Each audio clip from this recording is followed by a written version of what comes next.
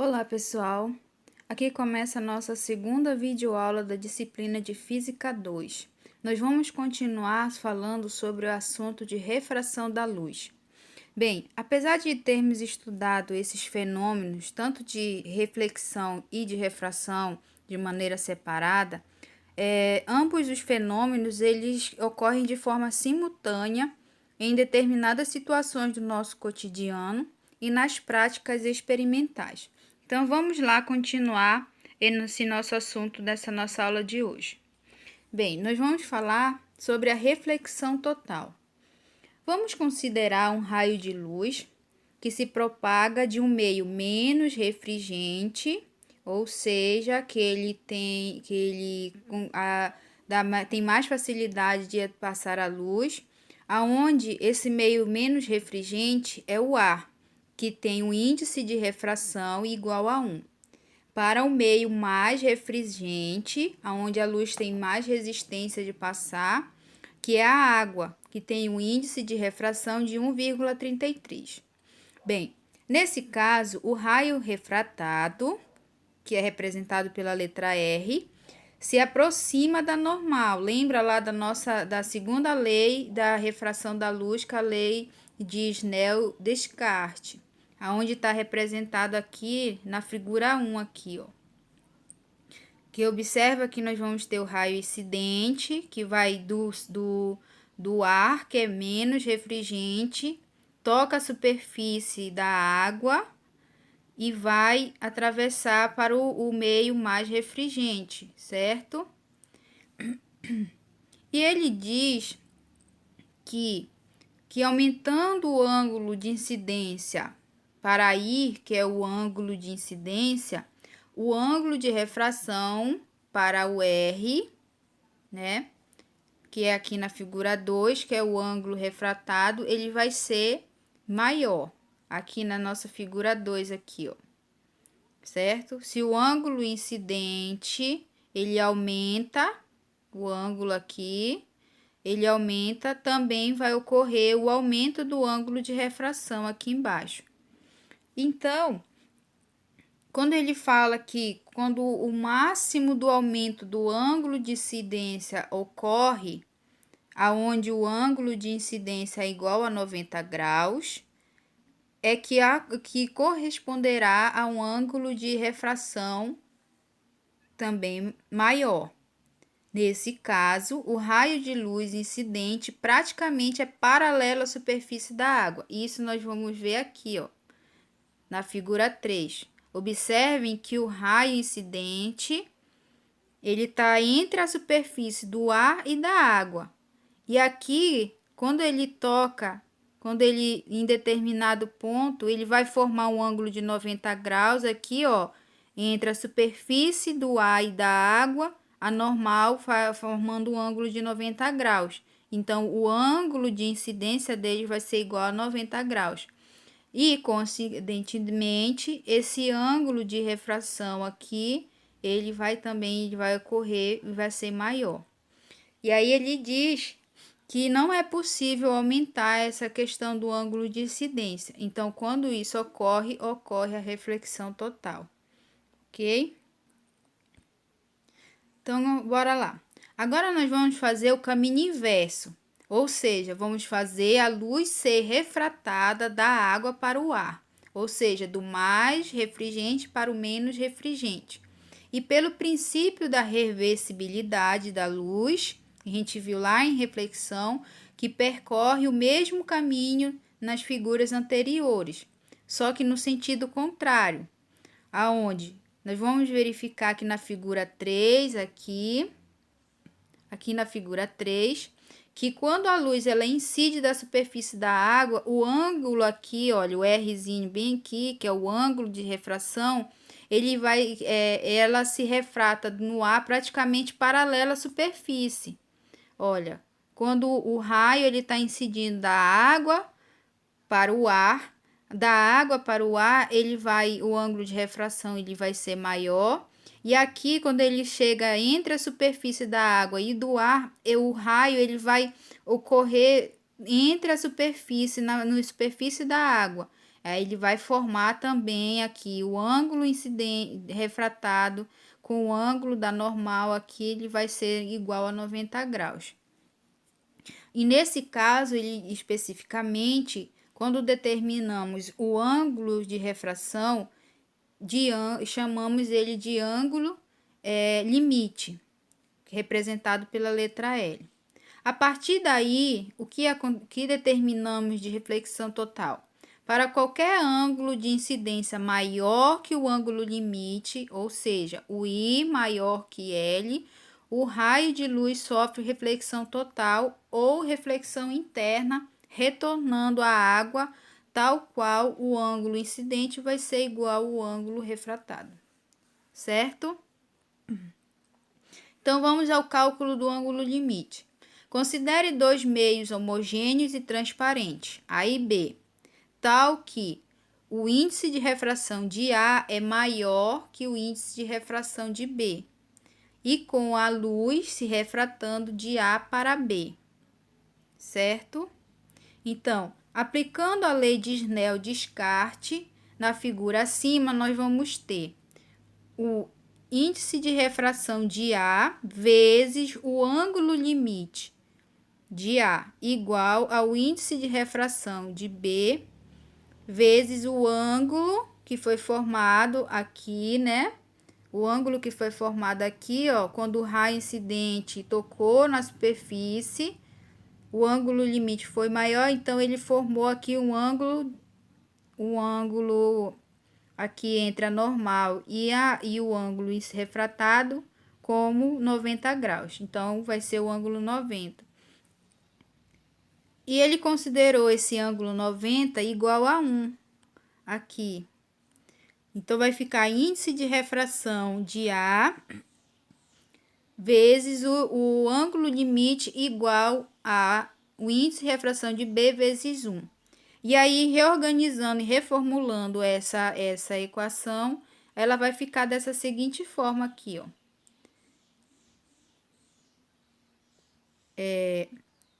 O ângulo limite vai ser a divisão do índice de refração de B dividido pelo índice de refração de A.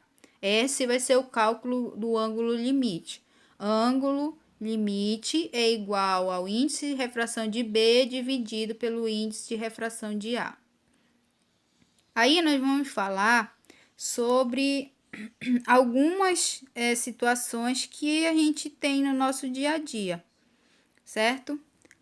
A fibra ótica. A fibra ótica é um fio muito fino e flexível, feito com material extremamente transparente. O diâmetro usual de uma fibra ótica é de 50 micrômetros, ou seja, de 0,05 milímetros. Então, o material da fibra ótica é, em geral, a sílica, que é o óxido de sílico, o SiO2, pura ou misturada com outros materiais. Essa sílica das fibras que é feita atualmente tem um grau tão elevado de pureza e transparência que a luz ela passa por ela perdendo muita pouca intensidade. Um vidro de janela tem normalmente uns 5 milímetros de espessura. Uma janela hipotética feita com a sílica usada nas fibras teria que ter no mínimo uns 10 km de espessura para absorver o mesmo que a janela de vidro comum de 5 milímetros. Então, ele está fazendo só uma comparação, um exemplo comparativo. Se fosse produzido uma janela com a mesma sílica que é produzida a fibra ótica. Se na fibra ótica ela vai ter 50 micrômetros e comparando com as medidas em metro, ela teria 0,5 milímetros. Essa janela aí desse exemplo, que fosse feita com a mesma sílica da fibra ótica, ela ia ter 10 quilômetros de espessura, para ver o quão pequena é a questão dessa fibra ótica para a transmissão que ocorre da luz dentro dela. Então, a gente observa que a questão da comparação do tamanho e do material que é utilizado para transmissão das informações em tempo real feita pela fibra ótica ocorre devido ao uso desse material que é utilizado, certo? E a fibra ótica ela tem um núcleo de sílica e uma interface de sílica misturada com outro material de menor índice de refração. Então, esse conjunto ele é protegido por essa capa plástica, que por causa dessa diferença de índice de refração entre o núcleo e a interface, esse feixe de luz ele fica confinado dentro desse interior dessa fibra e vai viajar por ela como a água em um cano. O ângulo que esse feixe incide sobre essa interface é sempre maior que o ângulo limite, fazendo com que a luz ela se reflita totalmente e fique presa dentro do interior desse núcleo. Diferentemente de um fio de cobre, a fibra ela não sofre interferência de campos elétricos e magnéticos.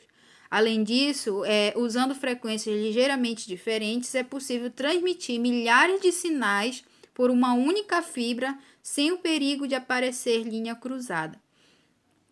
Então, vamos observar aqui na nossa imagem, aqui, que, observando aqui como é que a luz, ela percorre dentro dessa fibra ótica, observem que ela vai refletindo, batendo nas superfícies dentro dos cabos de fio de fibra ótica e vai fazendo esse trajeto.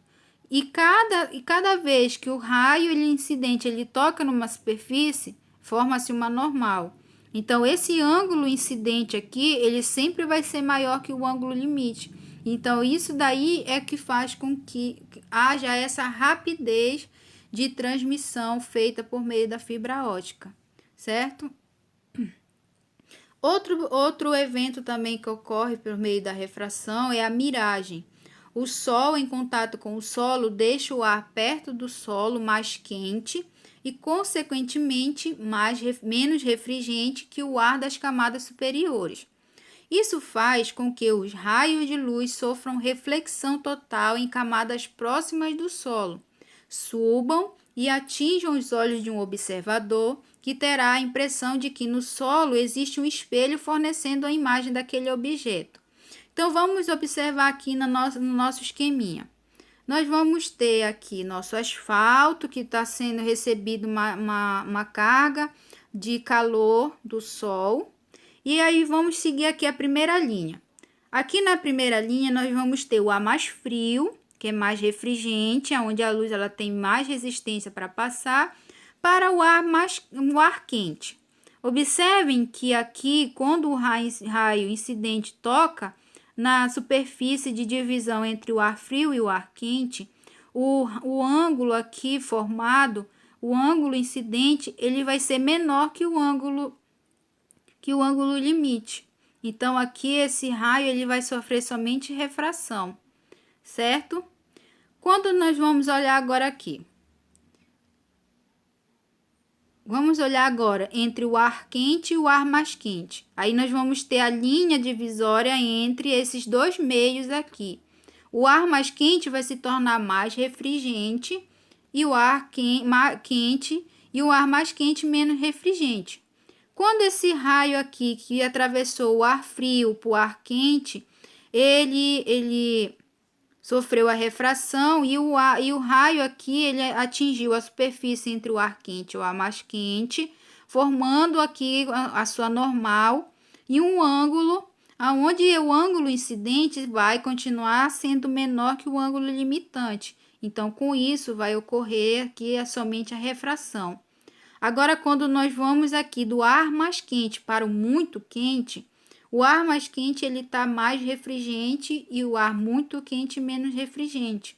Então, quando esse raio de luz ele passa do ar mais quente, toca na superfície que está do ar muito quente, aí esse raio ele vai chegar aqui na sua normal, ele vai formar um ângulo incidente maior.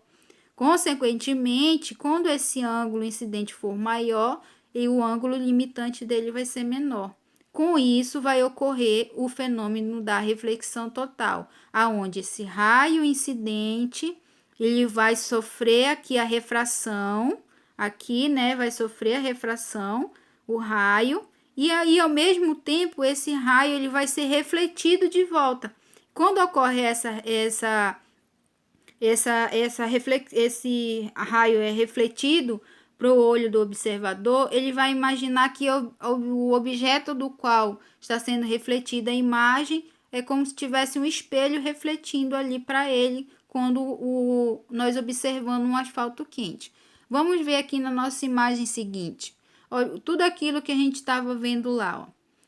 O ar mais quente, que é o mais refrigerante, aqui, o ar mais quente, que é o mais refrigerante, e o ar quente, que é o ar mais quente, que é o menos refrigerante. Então aqui, ó, observem que quando o raio ele incide aqui com o ar mais quente, ele vai formar normal e o ângulo de incidência dele vai ser maior que o ângulo limite. Quando esse raio ele vai ser refratado para o asfalto e ao mesmo tempo vai ocorrer o raio refletido que vai direto para o observador. E o observador ele vai ver no asfalto a imagem refletida desse objeto, como o asfalto se tornando como se fosse uma superfície de espelho, ok? Aí aqui a gente está vendo uma imagem que a gente às vezes até no nosso cotidiano a gente consegue ver quando a gente anda na rua, no asfalto, na estrada ao meio-dia, por aí, a gente consegue observar como é que ocorre esse fenômeno da miragem por meio da refração. A lapidação. A lapidação é a forma como a pedra é cortada, com muitas faces em ângulos variados. Ajuda a intensificar o brilho da pedra, mas se for um mero vidro, com um modesto índice de refração de 1,50, não há lapidação que consiga reproduzir o brilho de um diamante. O diamante ele tem o maior índice de refração, que é o 2,40. Com isso, seu valor do índice de refração, seu ângulo limite do diamante em relação ao ar, ele é pouco maior do que 24 graus. Mais uma vez, dentro do diamante, a luz ela só vai se incidir na superfície interna com um ângulo menor que esse. De 24 graus até 90 graus, a luz ela se reflete de volta. Aí, como a gente observa aí na imagem, nós vamos ter a luz branca, né, que ela vai ser refletida aqui, né, no nosso diamante. E quando essa luz branca ela atravessa a superfície do ar com o material do meio do diamante, observem que aqui ó, ela vai formar maior que 24,5 graus, que a luz vai sofrer a reflexão total e ela vai sofrer essa reflexão de volta, com um índice menor do que a luz vai sofrer a refração com um ângulo menor que 24,5 graus Celsius. E a luz que vai ser incidida que vai sofrer a refração e a reflexão total é a cor violeta e a cor vermelha, que são as cores infravermelho e ultravioleta, que são as cores visíveis aos nossos olhos, certo? Nós vamos falar de outro fenômeno da refração da luz, que é a dispersão da luz. A dispersão da luz, ela vai ocorrer da seguinte forma, ela é um fenômeno que ocorre, devido ao efeito em virtude da dependência do índice da refração absoluto com a frequência da radiação luminosa incidente. Como o ângulo de refração é menor que o raio refratado, a luz verde, ao ser refratada na água, ela sofre maior desvio. Nós estamos observando essa imagem aqui, ó. Quando esse raio incidente aqui, ele atravessa do meio para o outro, o ar menos refrigerante para o mais refrigerante que é a água, esse ângulo aqui, olha, observe que um raio refratado, ele teria que seguir esse trajeto aqui, ó, da linha pontilhada. Só que ele vai sofrer esse desvio aqui, e aí esse ângulo aqui, ângulo de refração, ele vai ser maior o desvio dele. Logo, a água apresenta um índice de refração maior para a luz verde do que para a luz vermelha.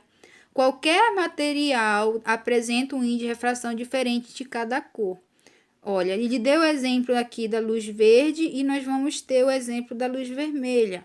Olha só a diferença. Aqui na luz verde, o nosso raio incidente da luz verde, olha, ele fez o desvio aqui, nosso raio refratado, mas o ângulo dele aqui, o ângulo refratado, ele é menor.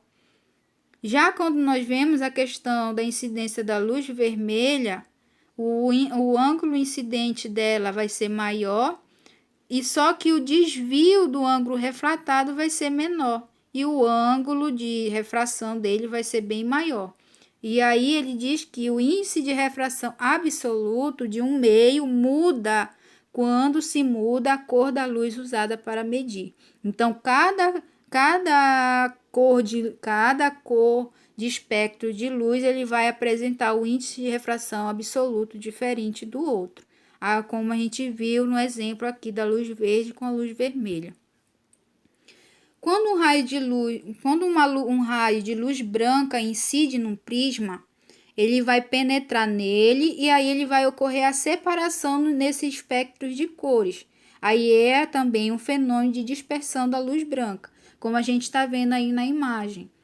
Quando a luz branca ela incide no prisma, quando ela vai ocorrer o desvio, cada uma das cores aqui, cada espectro de cor vai ser separado, formando aqui a nossa linha, formando esse espectro de cores coloridas como o arco-íris, certo?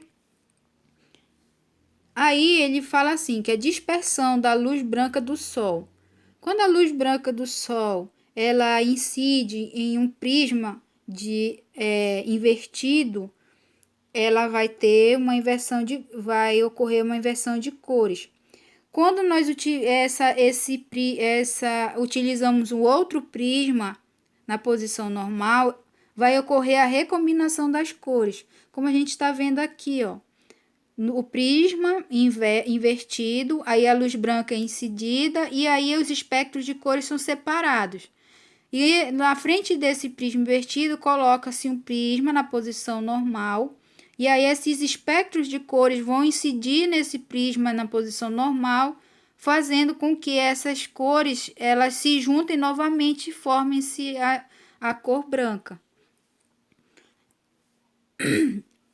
Na terceira imagem aqui, foi feita a mesma situação, só que eles colocaram esse aparato transparente aqui, aonde a única cor que conseguiu dispersar dos espectros de cores que saíram do prisma foi a cor vermelha. Então, esse aparato aqui, esse aparato pode ser uma superfície branca, transparente, que é onde a luz infravermelha ela tem maior índice de refração comparado com as outras cores. Aí nós vamos ver também a situação do arco-íris. O arco-íris ele se forma devido à dispersão da luz do Sol em gotas de água na nossa atmosfera. Após a incidência sobre as gotas de água na atmosfera, o raio de luz são refratados e em seguida eles sofrem a reflexão total da luz e são novamente refratados. Observem só, nós temos aqui a nossa gota d'água aqui, né? E aí, essa gota d'água, a gente observa que temos o raio de sol, que é a luz branca. E aí, quando essa luz ela penetra, for fazendo desvio dos raios e os espectros de luz, as únicas cores com maior índice de refração e a luz visível aos nossos olhos é a violeta e a vermelha, que é o ultravioleta e o infravermelho. Então, elas são as primeiras cores que vão formar diante da visão do observador. Aí ele diz que o arco-íris ele aparece após as chuvas, quando o Sol se encontra a menos de 54 graus Celsius acima da linha do horizonte.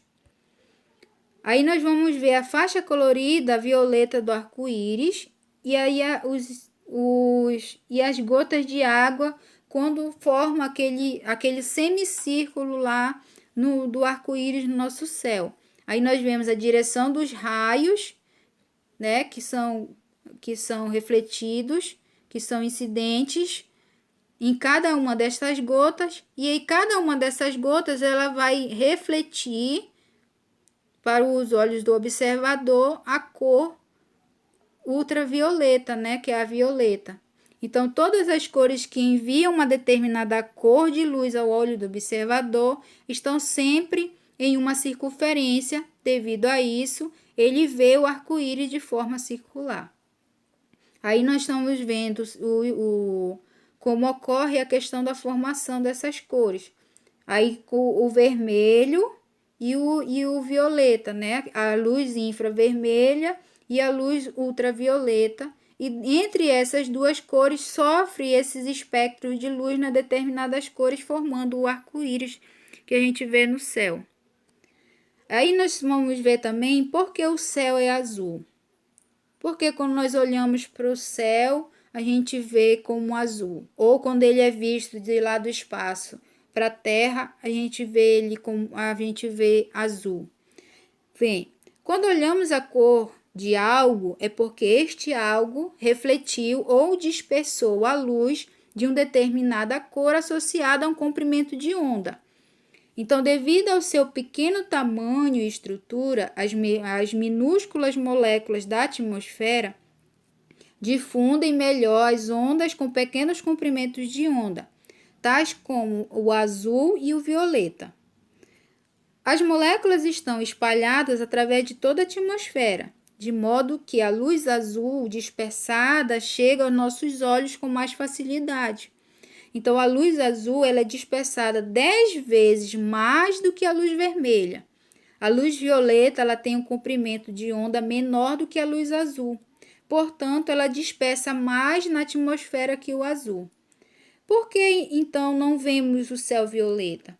Porque não há suficientemente luz ultravioleta. E aí o Sol ele produz muito mais luz azul do que luz violeta. E é por isso que quando nós observamos da Terra para o espaço, nós vemos azul, e do espaço para a Terra também ele vê como é esse espectro azul. E por que as nuvens são brancas? As nuvens elas são compostas por gotas de água de diferentes tamanhos e não de vapor de água como algumas pessoas pensam. O vapor se condensa na forma de gotas em torno de partículas de poeira, de fumaça e sal, suficientemente leves para permanecerem suspensas no ar. A grande maioria das gotas tem dimensões microscópicas, na ordem de milésimos de milímetros, então são pequeníssimas. E como há uma grande diversidade de tamanhos, cada gota espalha a luz proveniente do Sol de uma maneira diferente. A luz solar ela é composta por todas as frequências do chamado espectro visível, que vai do violeta, do vermelho ao violeta. E dependendo do seu tamanho, a gota d'água espalha uma determinada frequência. As gotas maiores vão espalhar as baixas frequências, como o vermelho e amarelo e outras cores, enquanto as gotas menores espalham as altas frequências, o azul, o violeta. E essa combinação do espalhamento de todas as cores tem como resultado a cor branca. É como aquele exemplo do prisma. Quando nós colocamos o prisma de cabeça para baixo, nós incide a luz branca, os espectros de cores diferentes, eles vão ser separados. E aí nós vemos os raios refletidos para o observador, aquelas cores coloridas separadas, formando as cores do arco-íris. Quando nós colocamos um outro prisma na frente daquelas cores que estão sendo refletidas, aquelas cores os raios eles vão se juntar novamente e formar a cor branca do outro lado. A mesma coisa são as nuvens. Como elas são formadas por várias moléculas, gotas de água de tamanhos diferentes, e cada tamanho de gota vai pegar uma frequência de cor, de determinadas cores diferentes. Então, essa combinação aí de diferentes tamanhos, de frequência de cores, vão resultar na cor branca, que é a composição de todas essas outras cores. Por que as nuvens são brancas e ficam escuras anunciando um temporal ou durante elas ficam pretas? A partir de baixo das nuvens ficam escuras simplesmente porque há fora do alcance da luz e não consegue atravessar os nimbos, que é a parte de cima que reflete toda a luz do sol e deixa o resto na sombra. O contraste com a parte brilhante parece deixar a parte escura ainda mais escura do que realmente é. Então, essa que é quando é como se fosse o exemplo que a gente teve da reflexão da luz preta, né? Que a luz preta ela não reflete ela não reflete as outras frequências de cores, ela só absorve. E da mesma forma é a questão das nuvens que ficam escuras no período do temporal. Ele vai formar como se fosse uma barreira preta, que é chamado de nimbo, impedindo que ocorra essa questão da frequência, das frequências dos espectros de luz nas gotas de água que formam aquela nuvem. Aí dá aquela aparência de escuro, ficando mais escuro ainda. Nós vamos falar sobre a polarização da luz, que é quando essas luzes, elas geralmente emitem luzes formadas por ondas eletromagnéticas que vibram em várias direções, como a gente está vendo no nosso exemplo. Aqui nós vamos ter como se fosse um raio incidente, que quando ele toca em uma determinada superfície, um determinado meio, ele reflete esses raios em várias direções. A luz natural que antes se propagava em todos os planos, agora passa a se propagar em um único plano. Como a gente vê aqui na nossa imagem, aqui, ó. Aqui é a luz natural, a forma como ela está se propagando, né? Olha, é o raio vai sendo incidente quando ele vai formando, ele vai se dispersar para várias direções, formando também a questão da propagação das ondas luminosas.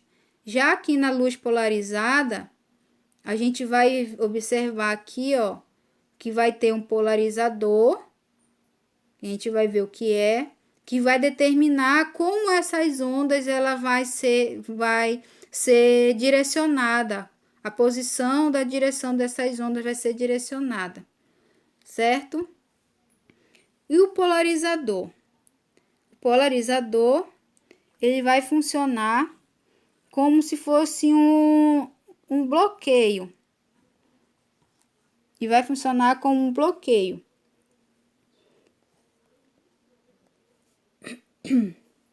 Quando essa fonte ela não é polarizada, ela vai passar por um primeiro prisma, um primeiro cristal, que é o chamado polarizador, aonde ele vai definir a direção preferencial dessa oscilação desse raio de luz. Aí vamos observar aí, olha. Aqui na nossa figura 1, nós temos aqui a luz que não é polarizada, onde os raios estão incidindo em várias direções. E nós temos aqui o nosso polarizador, que ele tá demonstrando uma linha perpendicular aonde esses raios eles vão tocar nesse polarizador. Quando essa luz atravessar esse polarizador, ele vai orientar que essa luz ela tem que ser refletida só de forma perpendicular, que é formando assim a luz polarizada, certo? Aqui na nossa figura 2, nós temos dois polarizadores alinhados de forma perpendicular, um de forma perpendicular e outro de forma horizontal. Aí, tornando assim impossível a passagem da luz para outro meio. Olha, aqui são os raios, a forma como a luz não polarizada, ela está sendo incidida para várias direções. Então, quando ela passar por esse filtro do polarizador, que está na forma perpendicular, ele vai direcionar essas ondas luminosas só na forma perpendicular, somente de uma forma de um raio. E quando ele chegar aqui nesse segundo polarizador, ela não vai conseguir atravessar.